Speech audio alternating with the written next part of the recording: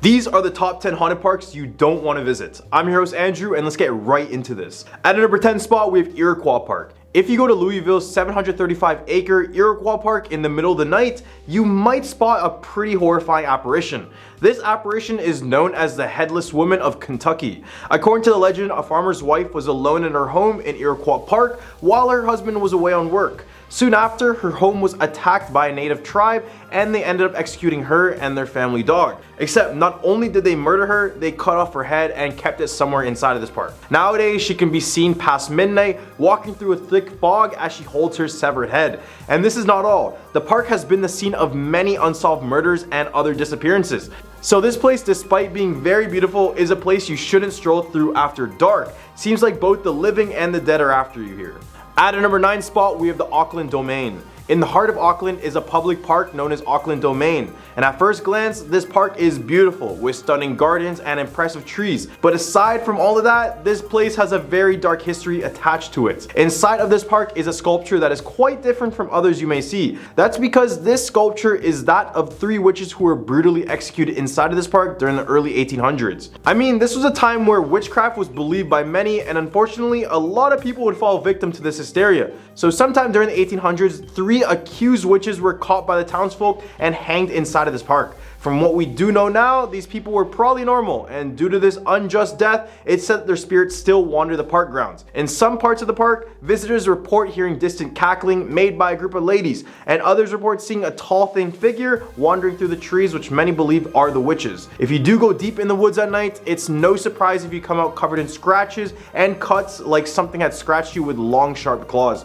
At a number 8 spot, we have the Great Otways National Park. Supposedly, there have been alleged sightings of this big cat here in the Great Otways National Park in Australia. These supposed sightings have been documented since 1830s, ranging from rumors of big cats in the bush by New Eastern migrants to sworn testimonies and videos taken in more recent years. All have given the legendary creature a similar description. A large black 4-legged creature, very similar to a panther, but not a panther. Some explanations have a historical exotic animal traits or an evolutionary trail of feral cats in the area, while others have suggested that they may have come from traveling circuses or visiting soldiers years ago. Regardless, these beasts are said to live in the Great Otways National Park, so just in case there weren't enough things to worry about in Australia, here's another one. At a number 7 spot, we have Stanley Park. Stanley Park in Vancouver, Canada offers both tourists and locals a vast natural forest, beautiful beaches, and great hiking spots. However, beyond the sunshine and rainbow, much of the park has been infested with the spirits of its past. For example, the rowing club in the park is said to be built on burial grounds of early Chinese immigrants, and ever since the construction of this building, the rowing club has claimed that their clubhouse is haunted by these disturbed spirits. Then we have the Lions Gate Bridge in the park, which has been a place where many have claimed their own lives, including a place where many ships sank in the waters below.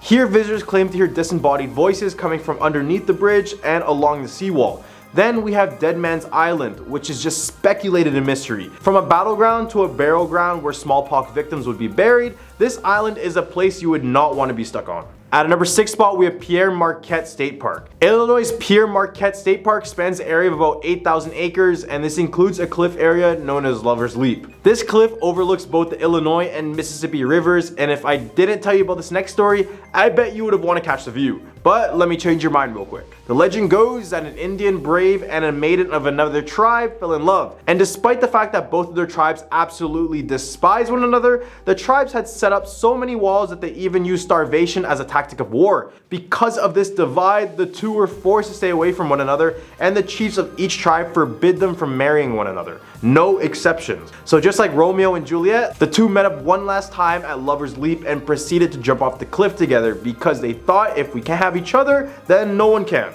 Now couples who go near this cliff have the sudden urge to jump off with their partner, even if they come to the area completely happy with no personal issues. In the Humper list, we have Hammock Park. Inside Florida's own Hammock Park sits an old oak tree that locals believe is evil and could be a little bit cursed as well. or more accurately, that something evil occurred there and still haunts the land. Story goes that in 1971, before the park was even established, Gerard Schaefer, an ex-deputy for the Broward County Sheriff's Office, assaulted and took the lives of two 19-year-old girls, Colette Goodenough and Barbara Ann Wilcox. He then buried them beneath an old oak tree. He was arrested for homicide and stabbed till he passed away in prison in 1995. The girls had been missing since January 1973, but their bodies weren't discovered until 1977, when two fishermen noticed bones protruding from the ground. Local legends and ghost stories about the area include claims of blood-curdling screams erupting from the surrounding woods, ghostly apparitions, and camera malfunctions near the Devil's Tree. Police have responded to numerous calls claiming devil worshippers in hooded robes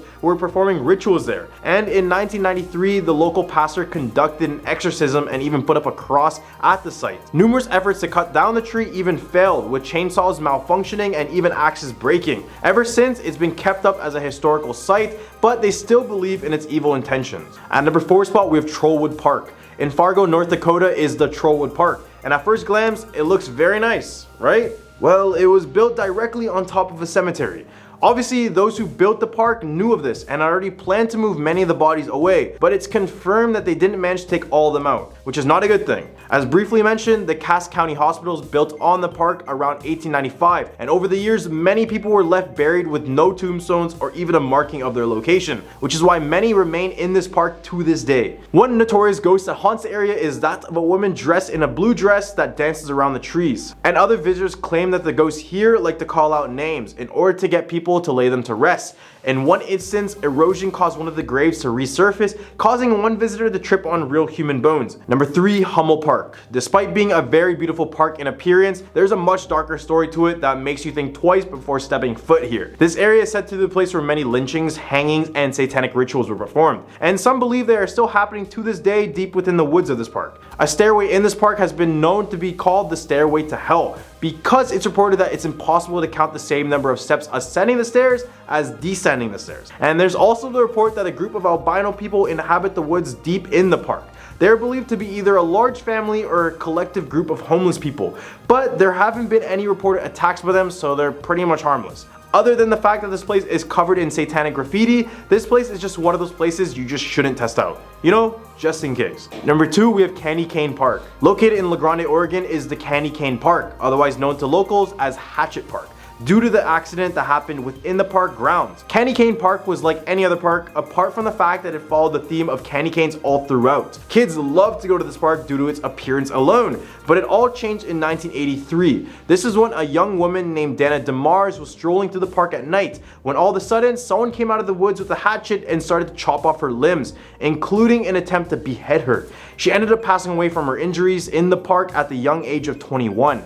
Now locals claim that her spirit calls the park home. She would be seen on the merry-go-round, and when children would go on it, she would spin it uncontrollably. Her presence on the merry-go-round was so noticeable that the park even removed it for good in 2003. The park still remains intact, and many people in the park think twice before playing here now. Number 1, Barnard Park. Barnard Park appears to be a wonderful location where families take their kids on the weekends. However, few people are aware that the park is also one of Nebraska's most terrifying haunted locations. The grounds of Barnard Park was once used as a cemetery in the 19th century, and in that same period, Vermont's population increased significantly beyond the cemetery's capacity, which prompted the city to close it and move it. According to reports, while the city moved the dead, some of them were unintentionally left behind. People claim to have witnessed a lady sobbing that night, and their ghosts are still said to remain in that area. Well, these are the most haunted parks you don't want to visit. What do you guys think about this list? Leave a comment down below with your thoughts, and don't forget to like and subscribe for some more content. I'm your host Andrew, and I hope you guys have a scary day.